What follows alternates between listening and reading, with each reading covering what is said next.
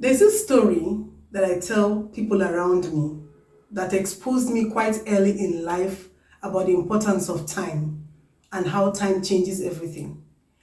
When we were young children, using the word young may be a bit too ambiguous, but we were between the ages of 8, 9, and 10. I think the oldest person amongst us must have been 10.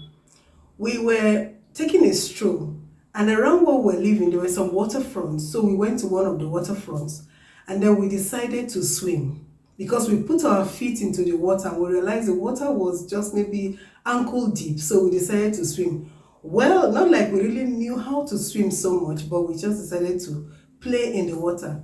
So we took off our clothes and then we began to play ball. We began to, pursue each other in the water.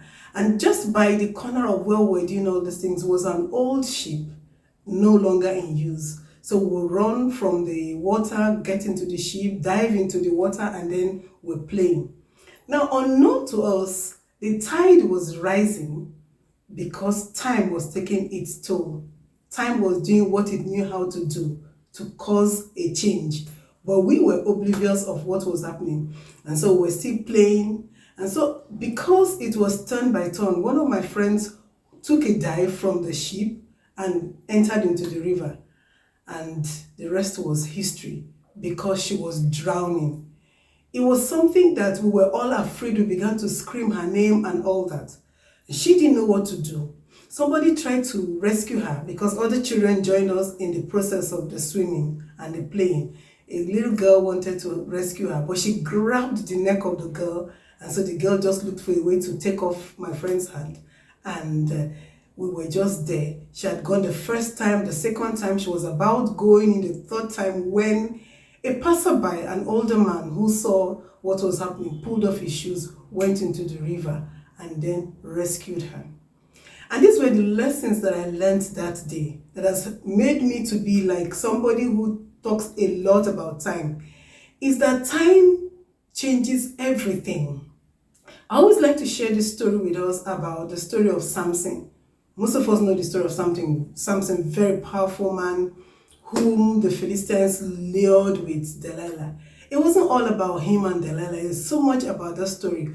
But the aspect that I want to talk about is the fact that time changed the story for him because his hair began to grow with time. And that was one thing the Philistines never took note of. They just felt they had shaven his hair, and so Samson was powerless. And I kept wondering how they didn't notice that his hair was growing. But that's what time does. Time changes everything. So one of the things I learned that day is the fact that time is a changer of all things. Number two is that time has no enemy and no friend, no favorites. It just keeps moving. It does not wait for anybody. It just keeps going. Even as I'm talking to you now, time is ticking. And whatever you need to do it because time does not wait for anybody. After you are dead, like let me use that of Jesus, the AD, you're no longer in control, but people will still be talking about what you do. So whatever you want to do with time now, you need to do with it. So time gives everybody equal opportunity to do whatever you need to do because your life will be measured by the things you do with your time. And then number three thing that I learned is the fact that we should not ever make a permanent decision based on a temporary situation. When we met the river at that level that it was, we thought that was the maximum of the river. And so we're playing. We probably made a permanent decision to play there, forgetting that the river was not at its peak. What's the next thing there for us to learn is the fact that do not ever judge anybody based on the person's current situation. The river had its maximum, but we met it at its lowest. Sometimes it could be at your lowest. Your lowest could be that you had failed an exam. Your lowest could be that you were jilted in a relationship. Your lowest could be that somebody told you couldn't do well. You could even be indebted. Any of a young guy that ran into a river because he failed an exam. I also know of somebody who took his life because it's a relationship that he was in. It was jilted of it. So many things. People even take their lives because they realize that they are bankrupt. That is absolutely nonsense. Imagine if that river at that point in time when it was at the lowest decided to take some decisions. What would have happened when the tide began to flow, when the tide began to come, when the water began to increase its tide and its level? That's just how life is. Life is measured in time. In Genesis, God created the night, the day, the lesser light and the greater light for us to measure time, seasons, and all that. So our lives are measured like that, and every time has its uniqueness. So when we met the river was not as at its peak, but that was not the maximum, it was not the optimum of that river. I don't know where you are now, but I'd like you to know that whatever you're going through is just a part of your life. It is a season, it's just a time, and it will really come to pass. You know, the Bible talks about the fact that, and it came to pass.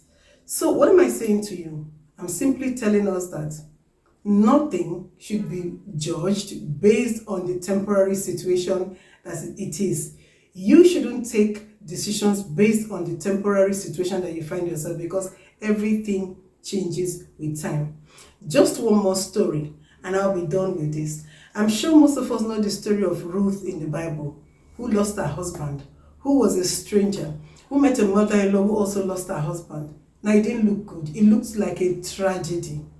But the same people, when time met them at another time, how does that sound? When time met them at another time, their whole story changed.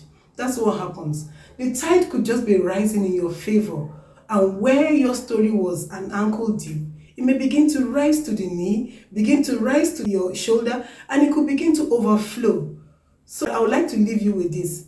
Please do not take any drastic decision. Do not judge anybody, not even yourself, based on the present circumstance, because time comes and time changes everything. My name is Patricia Tuabari, and like I say, most channels out there talk about people, the what of people, what people wear, what people do, what happens to people. But guess what?